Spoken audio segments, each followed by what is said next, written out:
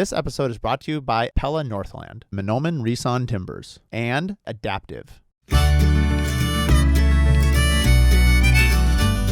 if somebody's getting into the business, build relationships. I mean, we're hired to build homes to be able to work with people to get them to provide their product. You have to really be good at that relationship to get the best out of them. I always say you're hiring me to get the best out of all these people. Being good at that is so many things, but that's, if you're going to focus on one thing, that's key.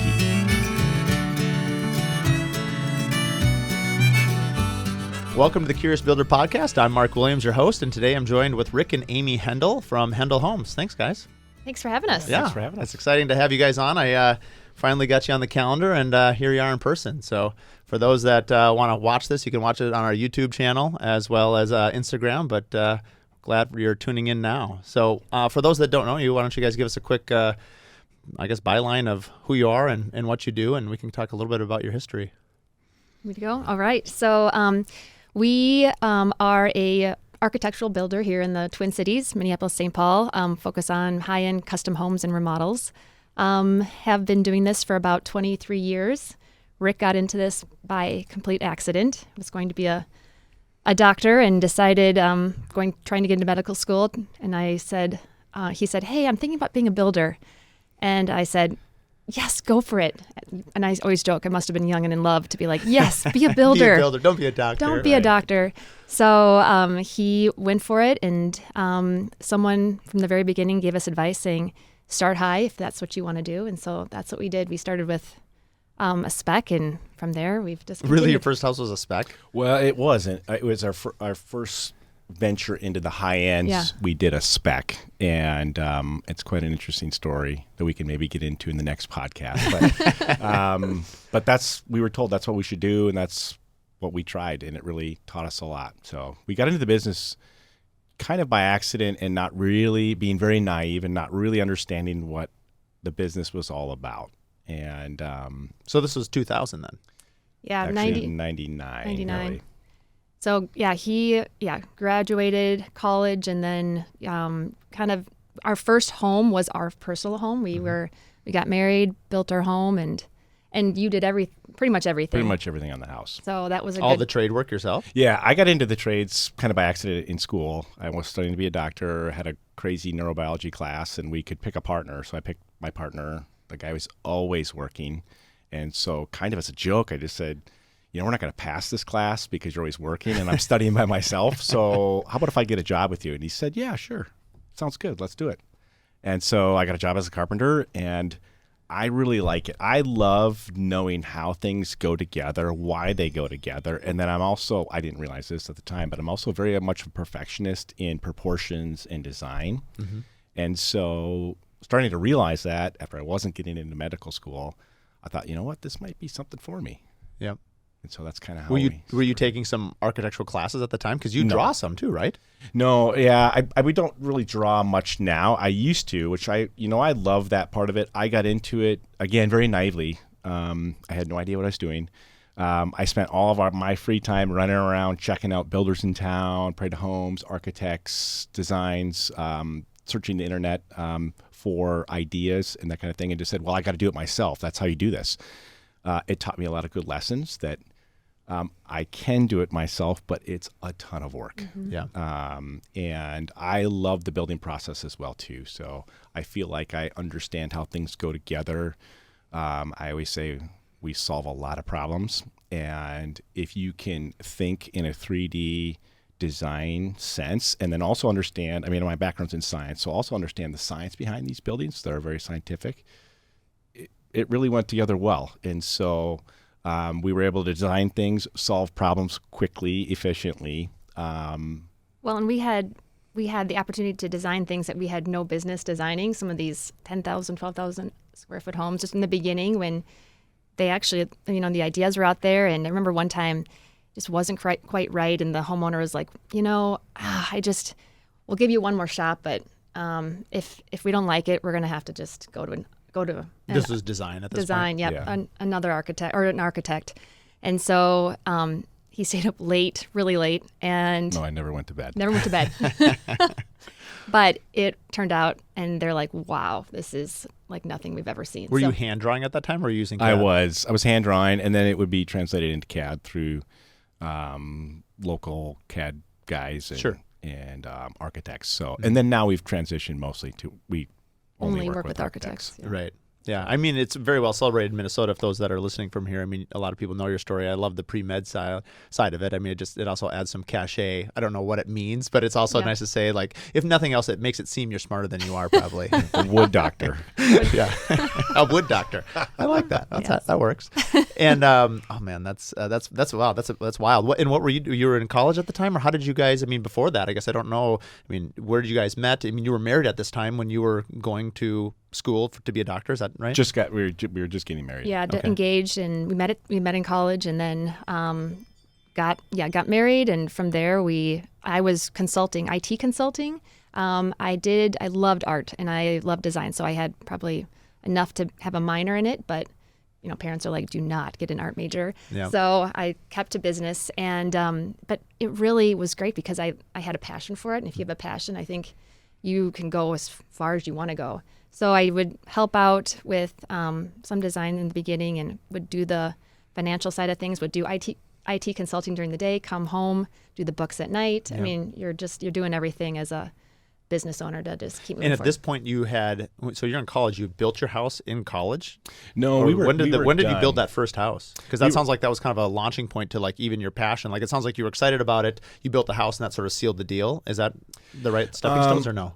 No, I had kind of, I've had a couple of times in my life where I've kind of struggled and said, all right, what am I going to do next? Prayed about it. And really that was one of the times after I was out of school a couple of years. Amy was just getting done. And really it was like, I kind of got to jump. I got to make a decision and I got to go.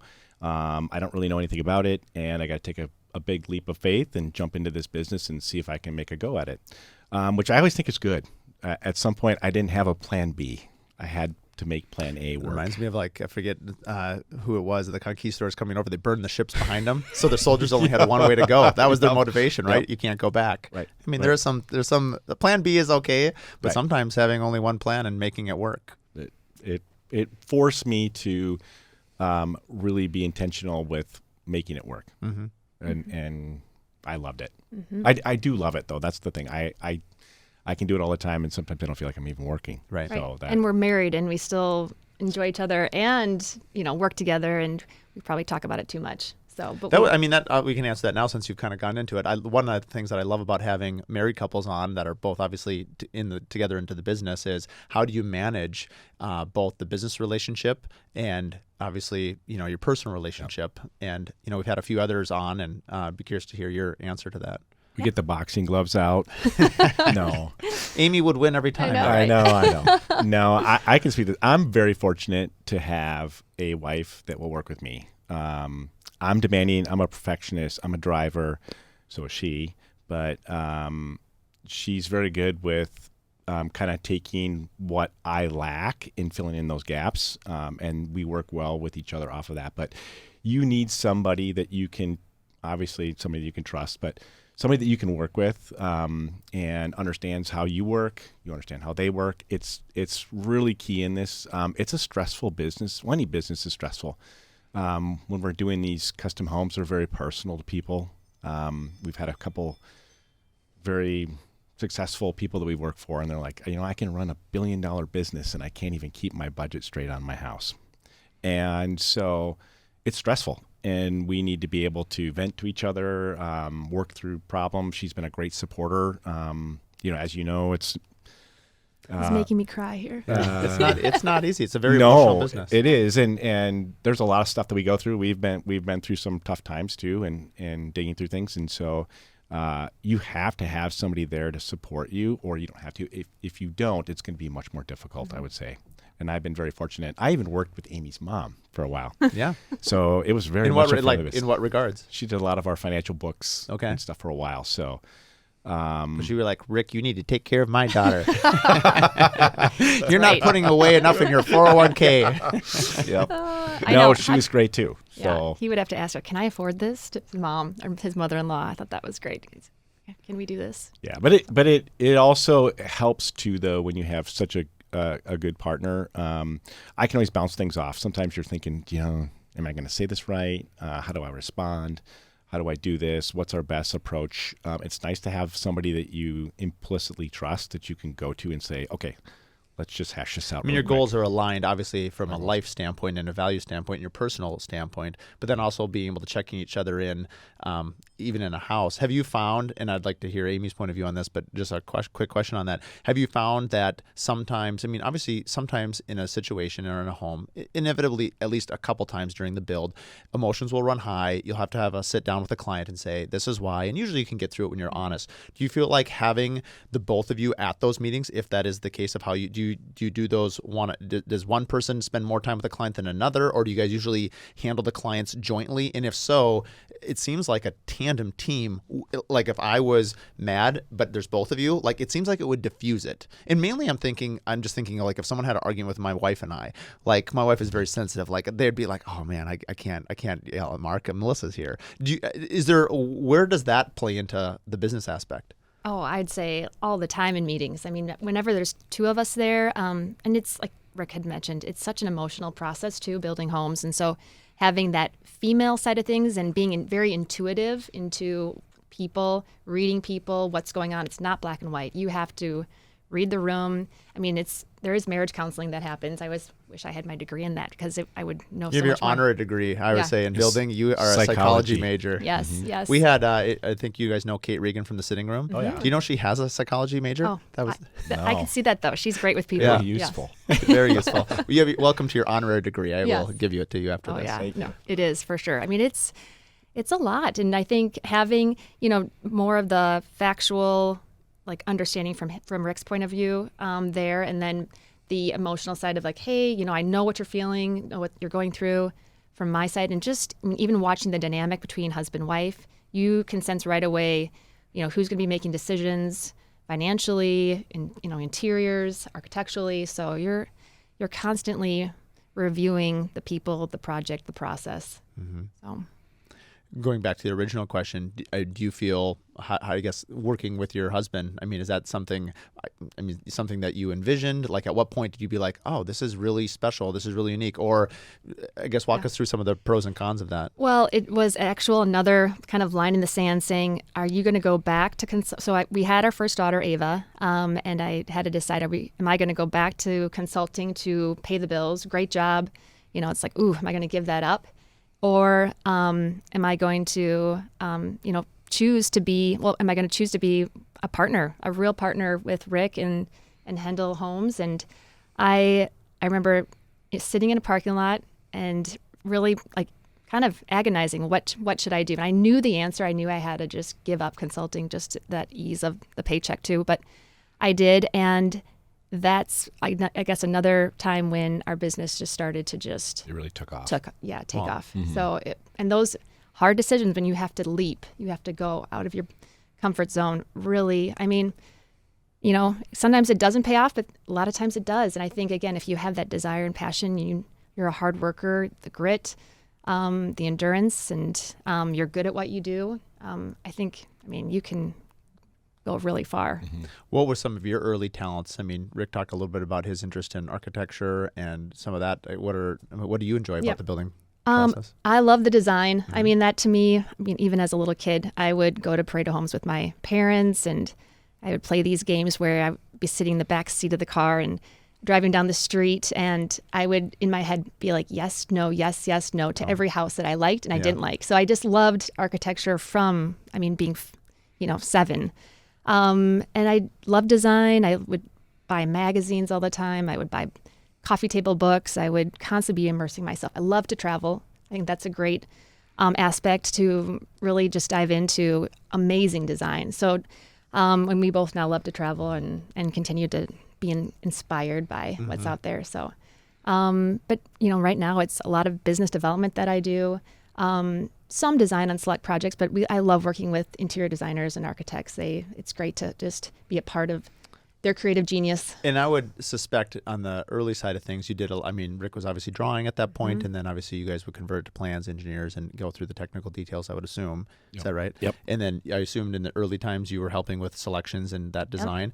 how have you found, because at this point, you're dealing with very high-end architects that are speccing a lot of things, very high-end design groups, and yet we have our opinions. I'm kind of curious to know your answer of how to apply this to my own life. The best part about the podcast is I can ask you questions that I'm dealing with, Yes. and then you guys can give me the answer. I'll pay you for your This is consulting therapy fee. for you. This is Yeah. totally therapy. Thank you for coming on for my therapy channel. My question, I guess, is how do you navigate your own desires and interests in design with like this beautiful design group? Is it more like subtle, and because of your experience, you might nudge a little bit because, we have a lot more power being the owners of our companies that you could really steer the ship, but strongly. You might hurt or bruise a relationship. How have you navigated those, let's say in architecture for you, Rick, and design for you, Amy? I think it's a great question. Every project has its challenges. Nobody can know everything. And so as a team, we feel like as a builder, we can be there to support in certain areas where costs may come into play. There might be some options there. Something comes up, we kind of get stuck in a rut, and we kind of go around and we're designing something and the homeowners aren't really buying into it. That's a time where we feel like we can inject and just say, how about these things? It's not our design. I don't have a big ego for that. I just want to make sure that we actually build that house. So really, it's not so much that we want to do it or we want to own it or anything like that. It's just being a part of the team, making sure we get the best project. I know we will get the best project when everybody's working at their best, right? And so for us, it's actually been kind of a fairly easy. We think it's really good, by the way, fairly easy transition, but we think it's really good for the builder to understand design because there's so many things in this building process that come up that need to be tweaked or torqued. And really, sometimes even the architects and designers are like, what do you guys think? We don't want to spend a bunch of time on this. What do you guys think? You've seen this a lot in the past. And so it's easy for us then to step in. We've done it so many times in the past. It's easy for us to step in and say, here's what you're going to see. And when you get done with it, if you can picture in your mind, here's what it's going to look like in that way. So it's a really valuable trait, actually. And I think it's one of the things that we feel like we offer that's unique for us, actually. Yeah, there's thousands and thousands of decisions that the builder makes on behalf of the owner that they don't even know. And would you also extend that to the architect as well, or less so? Oh, yeah, absolutely. Yeah. Oh, absolutely. And I think it's our job as the builder to know the client really well and elevate their style. So the more we know them, the better we can suggest things or offer an opinion or an idea to collaborate with the team. And it's never to take anything away from anyone else. It's just to present an opinion or a thought. And sometimes, it's appropriate, and sometimes, you don't need to because you already have a great idea or design right there. So it's just the more we get to know our clients, the better the projects will be. And then again, the team, we love to bring a team together right from the very beginning of the architect, interior designer, landscape architect, builder, anyone else, lighting design, kitchen design, that whole team together, because everyone's, again, that creative mindset together, everyone in the same room, working together, bouncing ideas off of each other, make for the best projects. Always, I think. This episode is brought to you by Pella Northland. For 19.5 years, I've been building homes, and 95% of all of my homes have used Pella windows. I couldn't be happier to call them a partner in our builds and our remodels. Whether you're an architect, a designer, or a remodeler, I'd highly recommend Pella windows. They can fit old homes, new homes, reclaimed, commercial, and really everything in between. Pella is a company that we trust and that we recommend to our clients. Additionally, in management, Peter and Ed have just been absolute fantastic people to work with, as well as mentors to me personally. So when it comes time to look for a window, I'd highly recommend Pella Windows. Find more at PellaNorthland.com. Also, if you're interested, you can hear episode 1 where I interview Peter and Ed together for a great listen on business and Pella Windows. Let's talk a little bit about that building a team. I think a lot of people listening out there might already own their business, but a lot of people that have come up to me about the podcast are aspiring entrepreneurs and they want to build a business. And I think this would be a really interesting opportunity to talk a little bit about team structure. Early on, it was the two of you and your mother-in-law and maybe a few others. Walk us through, a little bit of the genesis of this maturation process of you guys getting bigger. It's been 23 years, and I understand there's probably different milestones, right? Like where you went all in and like you had a big quantum leap. I'm guessing there was another quantum leap when you maybe hit either a dollar amount or a number of people, and then you crossed that threshold. And then I'm guessing you had another one, architecture, right? Like once you started giving up the reins of drawing stuff your own, I'm guessing you catapulted to another strata because you were no longer limited by your time in any sort of perceived limitations on whatever design style, aesthetic, whether you had it or not. People would presume like, hey, you built this. I mean, that's a thing that builders often struggle with, is like, hey, if all you build is modern homes, they think that's all you can build. And so as a builder, you get really excited to do something different. It's the inverse in Minnesota, right? Everything is cottage and traditional. And then as soon as you get a modern one, like, yes, see, we can build a modern home, people. They don't just exist in Scottsdale, Arizona, and Miami. They do exist here. Now, whether you should build a flat roof in Minnesota is another question that will not be addressed in this podcast. So that's a pretty broad question, but I guess take it where you want to go with it. It's been kind of a slow growth. There's been probably steps, I would say, more than anything. When we started we have a layout where we have 2 project managers per project and a site supervisor. And that was probably our biggest jump. We also had a lot of work coming in, but that was probably our 2 project managers on a single home. Yep. Interesting. What's the thought there? Plus a site manager. Plus a site manager. Yep. What's the thought there? Sorry, just for the audience, I mean, it'd be pretty normal to have a single project manager and a site manager, and that project manager might oversee 2 or 3. Right. So I'd love to hear. This is very interesting. Yeah, our senior project managers have the most experience, and they basically run everything on that job. So they even come in early on before we even start estimating, and then for sure they go through the whole estimating process, but they really run the job. They oversee all the costs, all the scheduling, all the selections. Everybody else they're not assistants, but for lack of a better term, they're assisting with that project. There's support. Yep. And so our other project manager, they kind of help with, we call them the communication glue, because they're the ones that are actually, they take meeting notes, they get everything set up for us. And really they are key, especially during this whole pandemic where you couldn't get anything and sourcing things were a problem. To have somebody that was able to be in the office and source things was huge. Yeah. They're able to run around and kind of bring everything together. There's so many phone calls and emails and things that you're just managing. And so to have a person really dedicated to making sure like the administrative things are being handled and the product and materials are being delivered and organized and scheduled, and just having another person to support the senior PM. And then kind of talking with the site. So kind of also, again, that liaison between the site and the office. But that role would probably be in the office, 80, 90% of the time, or 100%? Not 100%, because they do go to job sites and visit. 80. Yeah. So it sounds, okay, that actually does make, because we call them a project coordinator. Yeah. So maybe it's just semantics. Okay, yeah. I gotcha.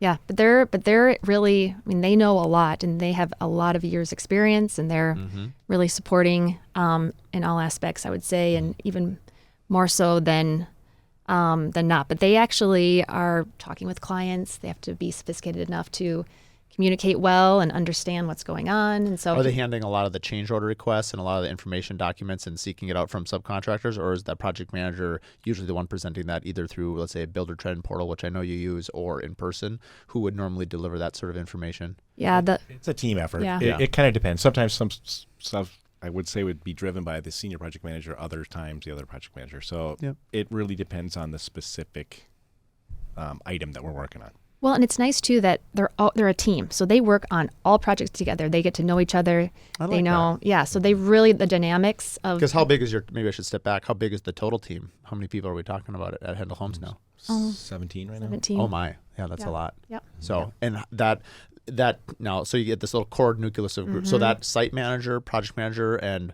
other project manager would all be, that's like a unit. Well, the 2 are the unit, and then the site soups kind of rotate around between those teams. And will that project manager and senior project manager, I keep wanting to say project coordinator, they'll always be on just one job? Is it multiple jobs depending on the size? Like, I get it, right? If you're building a 20,000 square foot house, wow, man, you almost need 2. But if you're doing like a 5,000 square foot house, do you sometimes then allocate those to 2 different jobs? Yep. They have multiple jobs. So then you're just, okay. Yep.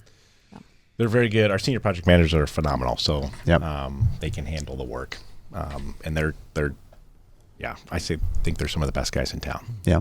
I mean, they have We're to very- be. we're I mean, very you guys fortunate. have some incredible homes. I mean, we know this. I mean, we tend to be front men as the owners of our companies, but at the end of the day, nothing happens without our people producing Yes, stuff. yeah. And Well, and that's something that we've learned along the way too, of just when you find your all-star team, you do everything you can to keep them. And so really, but you have to be also desirable and good enough to draw from that talent. So it's this catch-22 of, okay, I want all those people, but you can't just jump in and be like, oh, I deserve them. Like, you do have to prove who you are, have good business standards and guidelines and core values, but so it takes time. I always tell everybody we're building a prototype in an uncontrolled environment with all kinds of people. So it's really important to be able to deal with people well, even not just our own team, but even all of our trades and our vendors that we work with. I think that's how we've built a lot of our business, and just really diving deep with our trades and our subs and our vendors and saying, hey, if a lot of them, they'll like to say no. And I say, okay, well, explain to me why you're telling me no, or why I can't do that, or why it would cost this to do that. Number one, it was good for me to learn. But two, you really find out really what's at the heart of that issue or the problem or the cost. And if there's a way to work around it, that's what we do. you sound like a curious builder. I am. Yes. That's how you grow. Yeah. We don't know yeah. everything. Yeah. We don't know everything.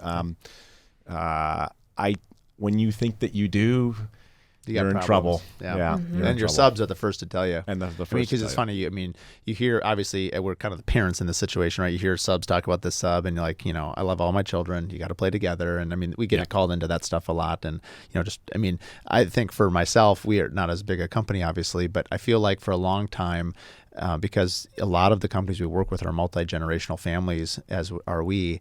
I feel like I've been able to build more homes or more capacity than I probably am staffed to do, because I've used some of the same people for almost 2 decades now. And so while they're not technically a project manager by pay and scope, because they're on so many of our jobs or all of them, there's a lot. They want it as bad as you do, and because they know that loyalty is a two-way street, they're also looking out for your end product. I mean, I can't tell you how invaluable it is to have your trade partners, that you respect them and vice versa. And, we can never tell them how much we care about them enough. Like family, frankly, right? I mean, we never tell our family, how much we care about them, and it's true. And it's really validating to see them grow and appreciate. And it's even kind of cool to see them evolve their careers, because all of our careers are evolving. And, depending on what your career path and choice is, knowing that, I think one of the biggest things that we have to sometimes wear a weighted vest on is that our decisions have a ripple effect on a lot of other families. And I think being thoughtful and conscientious about that, I think that's a feeling that is felt among the people that we work with, because you do hear about people, and while price is important, I am more concerned personally with value. And I know that you guys feel the same way, just because we've had conversations about that. Oh, absolutely. Yeah. No, it's great to have such great trade partners that you can rely on. And, like you said, we've seen them grow through the years from when we started. Some of those same trade partners we're still working hand in hand with them and bouncing ideas off. And we value them. They are artisans. They really are the ones creating these beautiful masterpieces that people love to view and see, and then it's ultimately somebody's home. So it's very rewarding to see something go from paper to actual reality. And but it all starts with relationships. Yeah, That's key. So if somebody's getting into the business, build relationships. It's key. So let's talk a little bit about that. I mean, if you were to go back in time and give yourself some advice other than build relationships, what is that? Well, first, what advice would you give yourself if you were to start over again? And then let's talk a little bit more about how you build relationships throughout your career, but even now. Good question. I'm a firm believer in things happen for a reason. And so would I change anything? No. Although I give myself advice, I'd want to change things, but I've learned from so many things that you do wrong, or not well, that it's made us who we are. It's given us Part of the process. Part of the process. Yep. But yeah, building relationships is key. I would say that's for sure. I was not knowing, it's been a double-edged sword for me, not knowing and making relationships with architects, to me, probably held us back a little bit, because I did my own design build.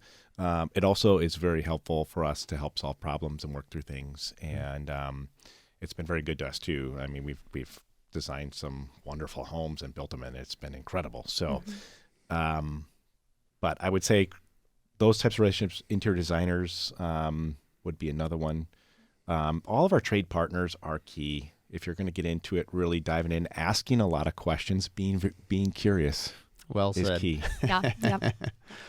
I would also add to that, just know your finances. I mean, this is, this is not a hobby for any of us, but it is something that we're passionate about. And so just, knowing your numbers is important. And obviously being transparent and fair and all of that, but also, you've got to really understand your overhead. You got to understand, those ratios and the break evens and product. And there's just a lot of things that I wish I knew that back then, but I had to learn it along the way. And it's, again, part of the process. So. Yeah. I've heard before, an older builder once told me that you could be good at building or good at business, and you'll make it if you're good at business and a bad builder. You won't make it if you're a good builder and bad at business, and hopefully you're good at both. Yeah, I thought that was great. really interesting advice. Great. It's very true. Yeah. I mean, you really do. You've got to be a good business owner, leader. And there's a lot to it. I mean, it's relationships, it's the finances, it's the product, it's your process. At the end of the day, what do you have? You've got your processes that you've created and your people, and hopefully those produce that amazing product. So it's, there's a lot you learn along the way, and surround yourself with great business owners, great people who inspire you, people who are smart, people who are, creative. There's so many, whatever aspect it is that you're drawn to in them. But Kind of like that thing, if you're the smartest person in the room, you're in the wrong room. yeah, Yep. right, exactly. Turns out I'm in the kindergarten room. What? Tell me a little bit about relationship building, specifically architects. You and I have talked a little bit about this as well. I mean, I think people often think of relationships, and it could be all of these things, but more specifically, like, is it something that you plan, or is it something more organic? Where I'm going with this is like, for a long time, let's call it late 90s, early 2000s, golf was the number one. You heard about it in corporate America all the time. And I'm not saying there's anything wrong with golf, but it seems like it's too slow for a lot of people. Some people still like it. I mean, is it lunches? Is it coffees? Is it checking ins? Like, because some of these relationships take years. It's not like you can just call up and say, hey, I want to do a $20 million home, let's say with, a very reputable architect. What does that relationship look like, and how, there's got to be a lot of other people that are also vying on their time as well. Other than, of course, when you do get one, make sure you knock it out of the park. I assume success and doing it well is your number one key to doing it again. But walk us through these. You mentioned how important relationships, are to you, Rick. It's all the above. It's planning and being intentional. And then when you do get that opportunity, it's making sure you follow through. You're fully invested in it. You see from their perspective. When you're designing a house, it's so difficult to know everything. It's almost impossible for somebody to know every single little thing that's going to go into it. And so there's going to be a problem that's going to come up, or there's going to be an issue that's going to come up. It's how you work with them and how you solve that really they understand that you're working with them and for them and not against them.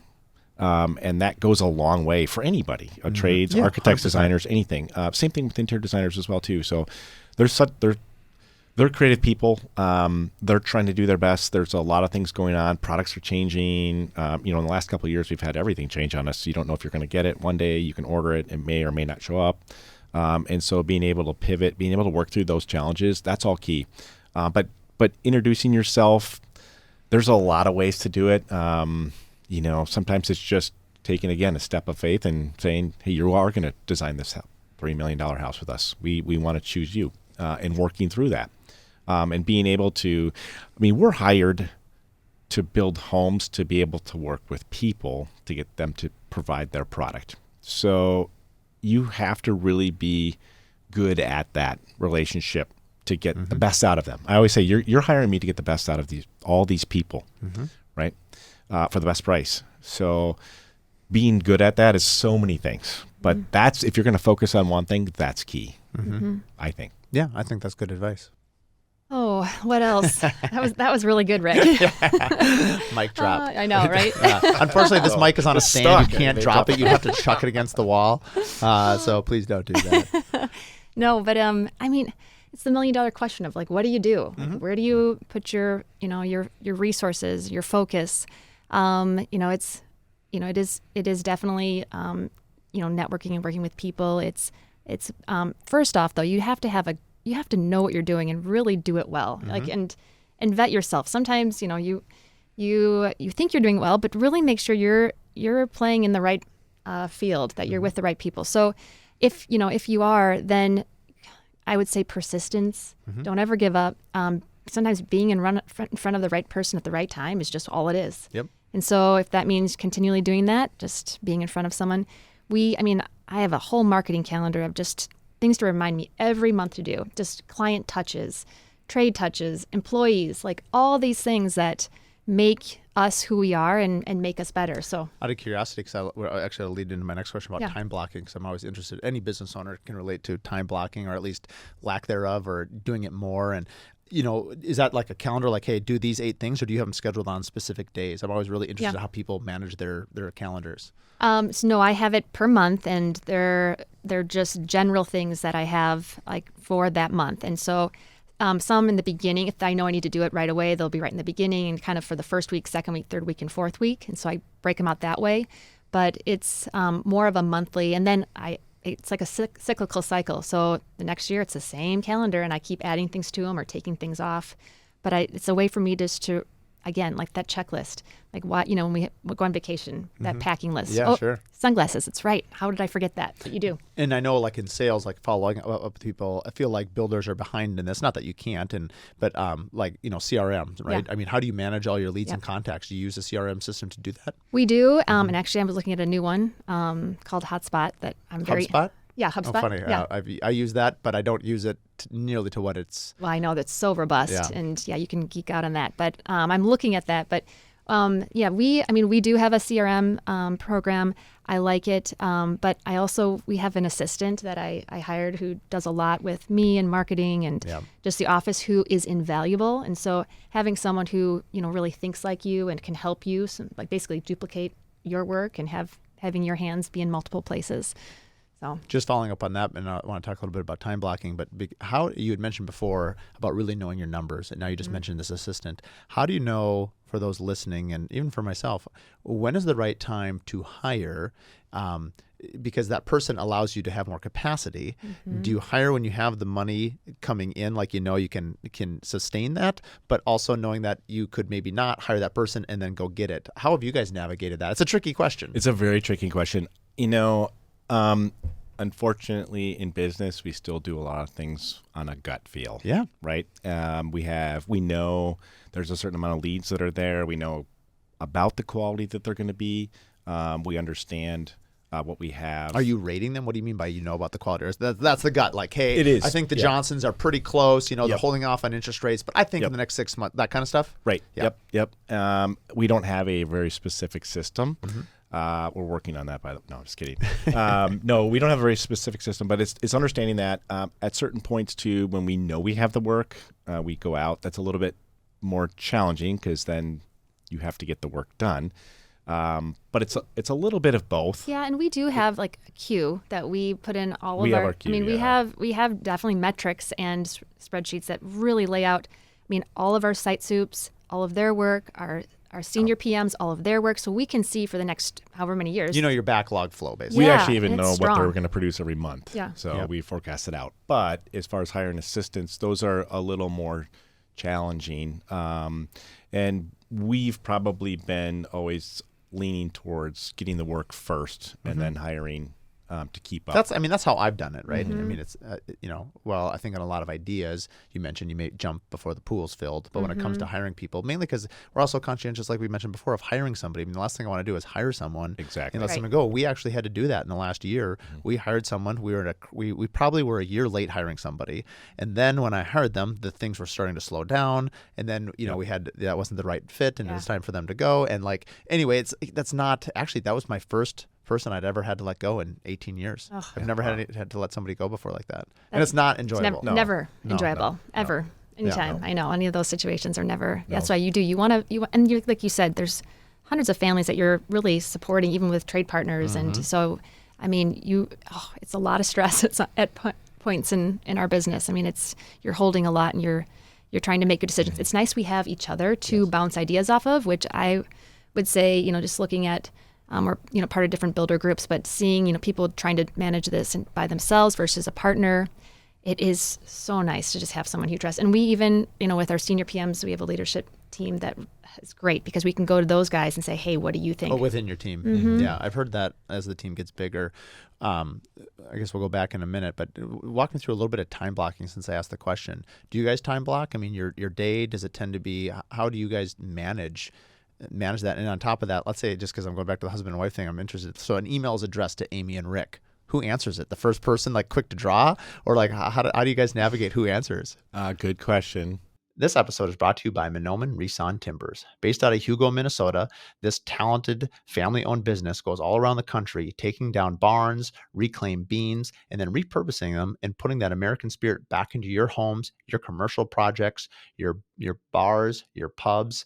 They've been in coffee shops. They've been all the way to New York and Ralph Lauren to the homes in Minnesota that we build. I couldn't be more proud to call them a partner and a proud supporter of our show as well as our building. So whether you're an architect, a designer, or a builder, I highly recommend Menomin Reson Timbers for any of your reclaimed wood uses. You can find out more about them at mrtimbers.com, as well as episode number 10, where we interview them on our podcast. This episode is brought to you by Adaptive. Adaptive is an AI software that helps you solve all your bill pay in the construction world.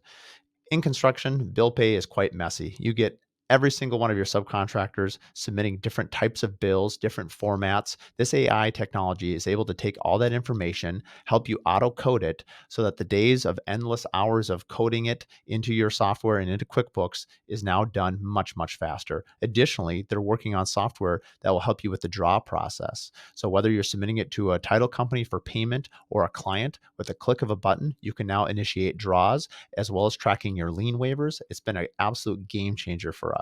So if you're looking to speed up and save time, I'd highly recommend Adaptive. You can find out more about them at adaptive.build. Additionally, you can listen to Matt Calvano and I talk about their company in episode 15 on the Curious Builder podcast.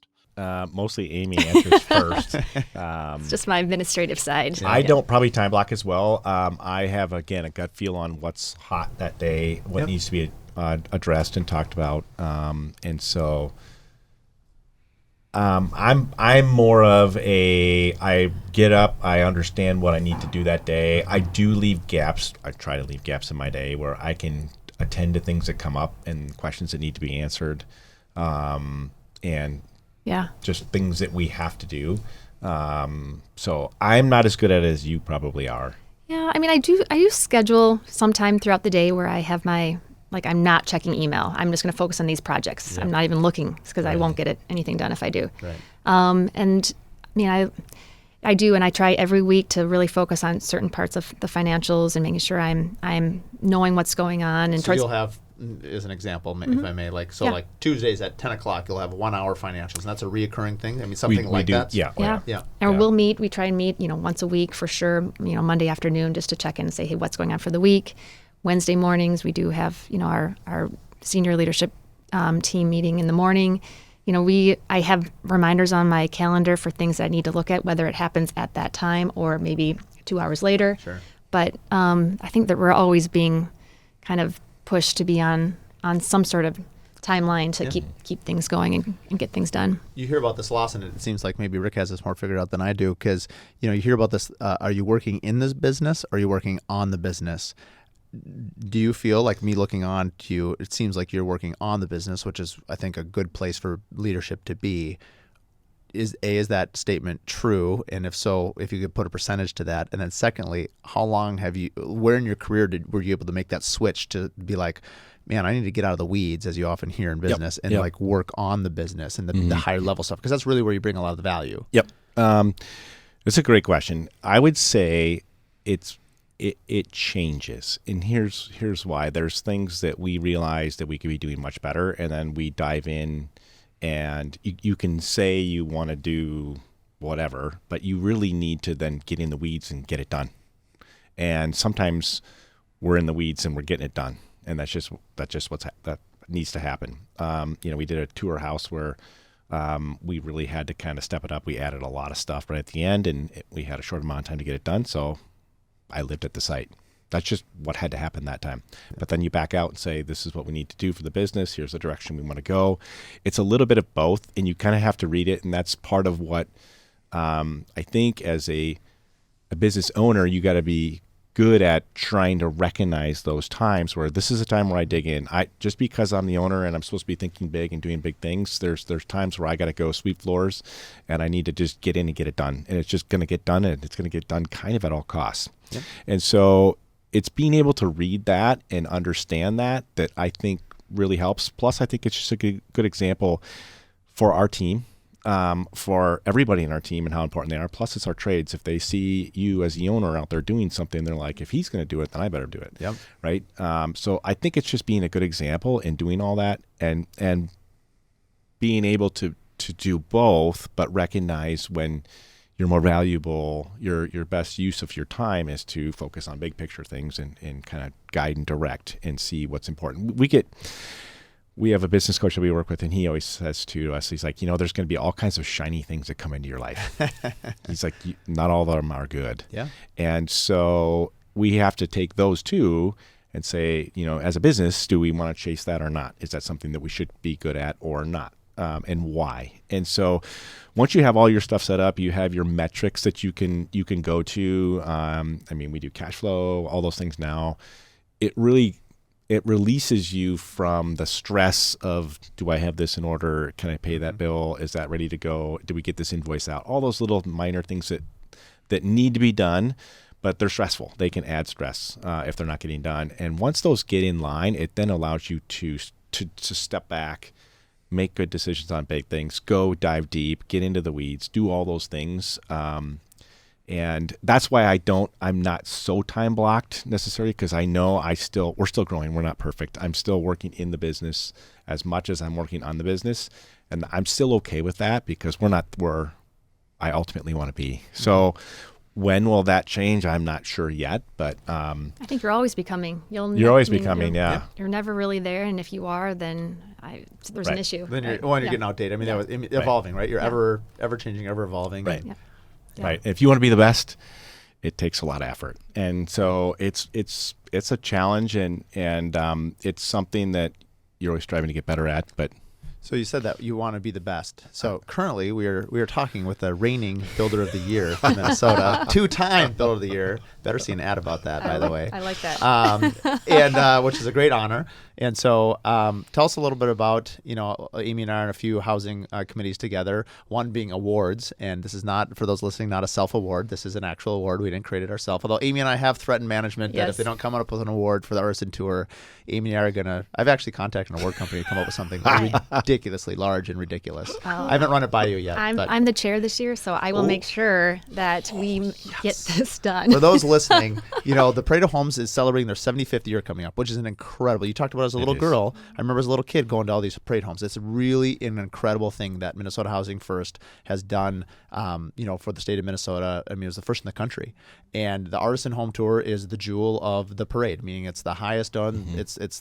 It's the Super Bowl of homes in Minnesota. And now there's a second tour coming up in October, which is nice. We'll have 2 a year. But for a long time, they have not had awards to recognize that. They've really struggled with this. And I know this is something near and dear to you. You and I both have been trying to get something for this sort of recognition. Yeah, and there's just so many details that you'd want to highlight, and we have them for the Parade of Homes, and so why wouldn't you have them for this elevated tour that just has more details because you can, because of the price point and things. So I would love to have something like that, and hopefully we can figure it out together. Stay tuned next year for round 2. I was going to say, we're so fortunate to have a builders association like that. That's really what got me to, I ran around and understood every builder, everywhere they built, what their houses looked like, what they were doing, what products they were using. I would sit and research until all I got the answer. All over the country, you would, and then even all over the country. Yeah. But locally, it's been so great to have that. And then the Artisan Tour, again, it's always talking with another builder that we had to. I just happened to see him in a restaurant. They're always pushing. They're always getting better. And it makes us get better. And I'm so appreciative of all the guys, all the trades that have gone before us, laid the foundation for us, that have done such a good job and just constantly pushed us. There's times where I'm just like, they don't stop. Yeah. That means I can't stop. And You're right. so they're always getting better. There's always something you can get better at. Even if you're not technological, you don't do podcasts. You're like, I should be doing that as well too. So there's always You're doing one right something. now. I'm doing one right now. Congratulations. You can cross that off your bucket list. You can time block that, and now you can mark it complete. So, but that's key, to always be pushed, always be challenged, always to get better. And I think that's really important. Yeah. Really important. I would say a hearty amen to that, because that is cool. I've never thought about it in those terms before, but you're right. Like, I think sometimes people, you want to be, and I'll let you speak your own words, but I'll speak. When you say you want to be the best, it's like you are inspired by your peers. And yes, in some ways they are competition, but it's like you can have a very open dialogue. I think of a lot. I used to coach cross country running for 10 years. And one thing that was unique about cross country running, unlike a basketball team or a football team, there's a winner and there's a loser. And yes, there's a winner of the race. I get it. Like the guy who wins the marathon, getting close to 2 hours, that's ridiculous. Yeah. But the point is like, if you're running 26.2 miles, everyone is clapping for you because it's hard and it's an accomplishment to do it. And I think as we're also, very much a part of home ownership and just celebrating homes. Like, I don't care if you're building a $10,000, ADU or something that can house someone, or a $20 million house. I'm for it. And you mentioned earlier about following your passion. Like, I think it's so amazing what Minnesota Housing First is doing, and really the builders around it, and we'll talk a little bit, we'll run out of time, but basically, I know you guys have some outreach stuff outside the country even. Like, how can we extend these privileges? We'd like them to be rights, that you have a house, a roof over your head, but that's not always the case. And yes, we work in a world that is way beyond what most people can afford. I often tell my clients, if they're upset about something, like, don't feel bad, I can't afford my work either. They seem to laugh. And so hopefully it keeps coming across as tongue in cheek, but it's true. I mean, sometimes it's like I go home and I love my house and there's nothing wrong with it. But sometimes you get working on these beautiful homes and it's like, you're there for your expertise, but it's sometimes it is, it's unattainable, but understanding like it's a real privilege to be a part of that, and to also, just because you can't sometimes afford that yourself doesn't mean you can't lend expertise or do it. Right. Yeah, and Housing First Minnesota is, really a big backer behind that, and to support us. They really go to bat for all types of housing. Whether it's just the even apartments, and of course homeownership is what we all want to obtain. But they do such a good job. And I would even say, as someone looking to even get into building, like, be a part of your organization, like get involved, call it's so easy to, and it's worth it. They do a good job of just connecting you to other trades, education, their university. So they've got a lot that can make you better too, from, any aspect of the building industry. So that's great resources. Yeah, great resources, great people, and they're just getting better and better. I know they're coming up. I talked to James briefly at the Build and Remodeler show. They're starting to do some accreditation, but basically get kids in high school. And I know I've told them I'm in. I don't know any details. Count me in. I want to be a part of that. No, and that's really, I think, what we're up against in the future is just will we have enough trade partners to perform the work? That was one of my questions, is where do you see the industry going forward here? And I guess I just preface this by, I heard that if the average age is like 35 or more, you're in a declining industry. And I'd heard that plumbers in Minnesota are like 55, right? And like, it's an average age. And like, I can't think of a single industry where that average age is in a decline. Yeah, no, it is. It's actually it's a crisis, I would say, for our industry, because college is great, but college is not for everyone. So to have another option for people to look at and make a great living out of it, a great career, and it's especially people, if you want to work with your hands, have every day be different.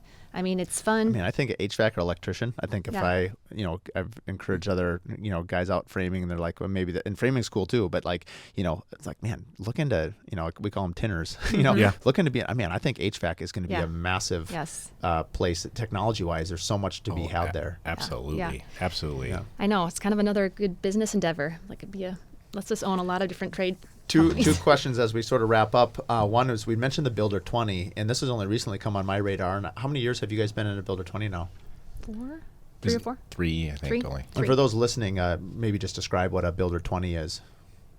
Builder 20 is a group of builders across the country. So you don't have anyone in your local areas, and you're building the same type of product. So it would be we're at the high end, so we have a bunch of high end builders across the country. And so we get together twice a year and we share everything about our business, all our finances. We have to provide a board report where we're sharing, everything from our employees to our bonuses to our. How have you found it to help you basically check in with where you're at and where you're going to go? Oh, it's probably been our single biggest game changer. If you could go back and jump right into one right from the beginning, do it. But it's hard. They actually vet you as much as you vet them. In fact, they vet you more. Yeah. So you kind of have to be at a certain level. But oh my goodness, to just be able to ask these questions, and you're sharing information that it might have taken you a year to figure this all out and to put it all together.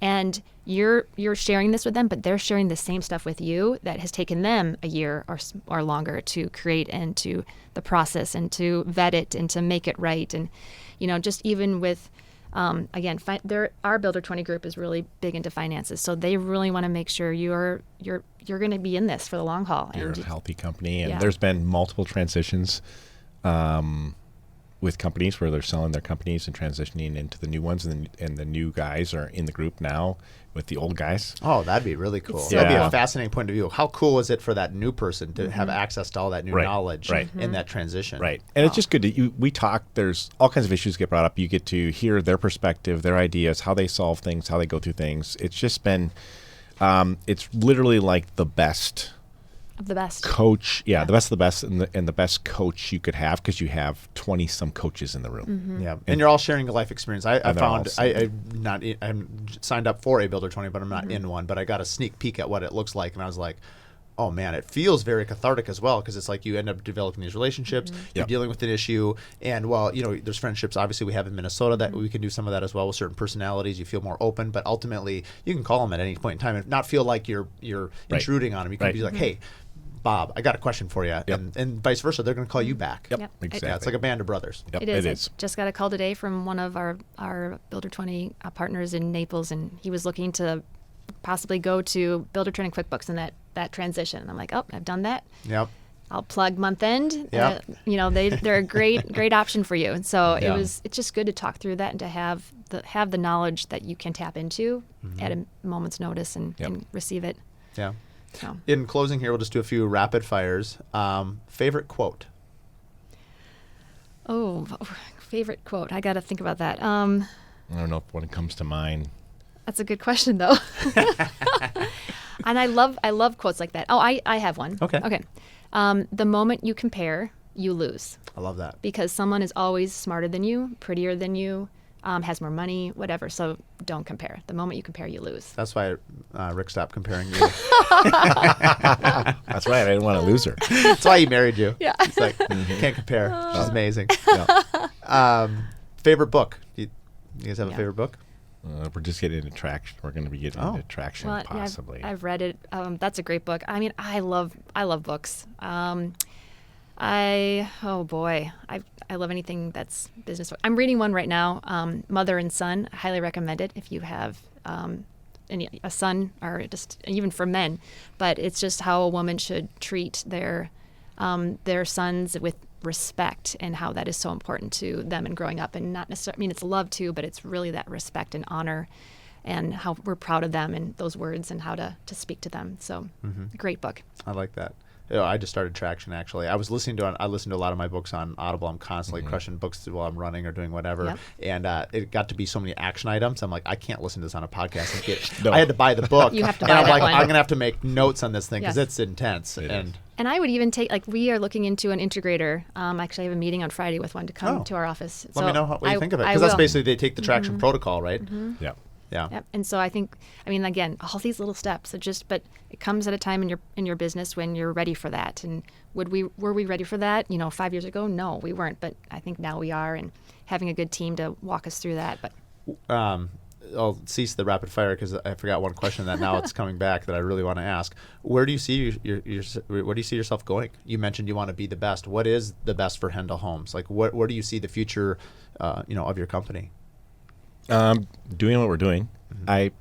when I say that, I want the ability to be doing the most cool, fun, unique projects that we can do with the same attributes of the clients that we work with, right?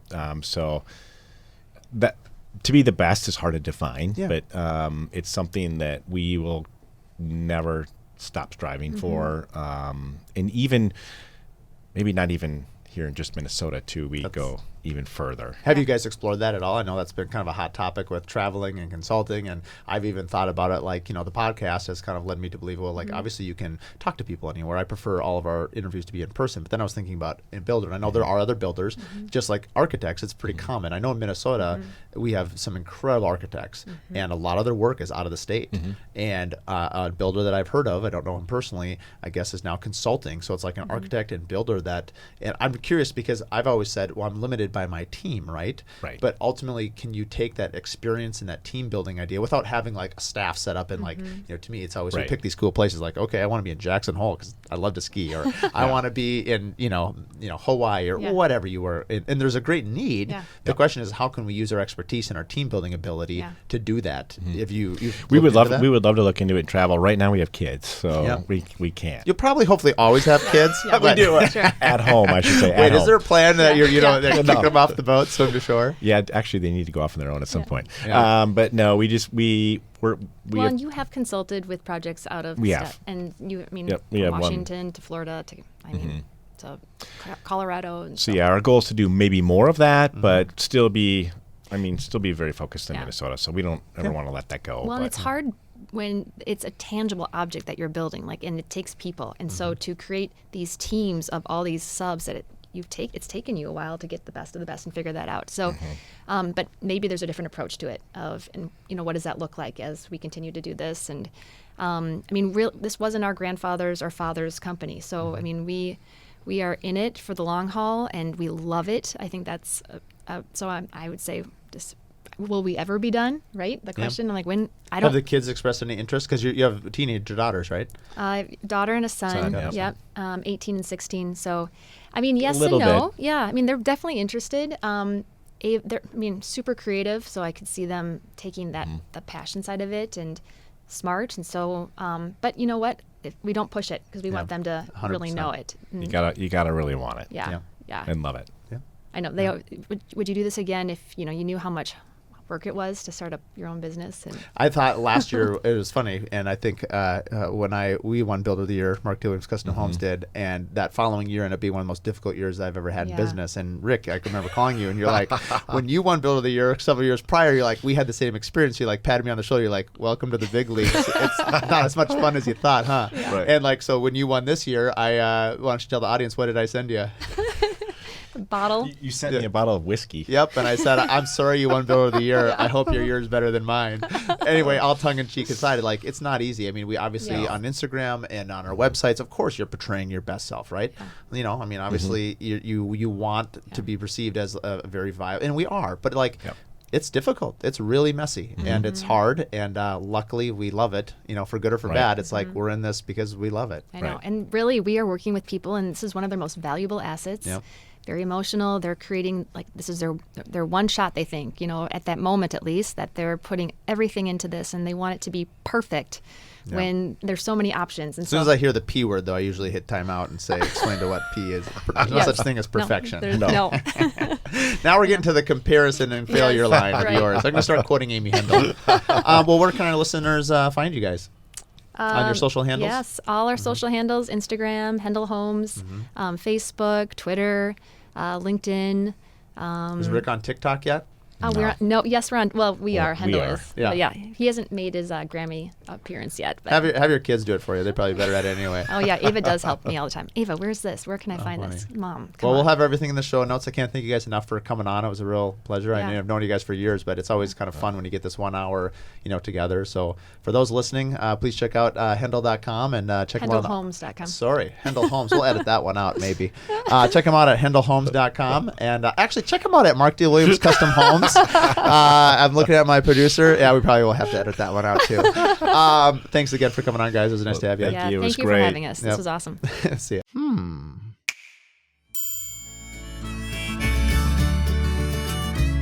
Thanks for listening to the Curious Builder podcast. If you like what you listen to, please give us a 5-star rating and write us a review. It really means a lot. It's a great way for us to just understand what you like about the podcast and what we can keep doing. So like and review, and please share with your friends and family. Find out more at curiousbuilderpodcast.com.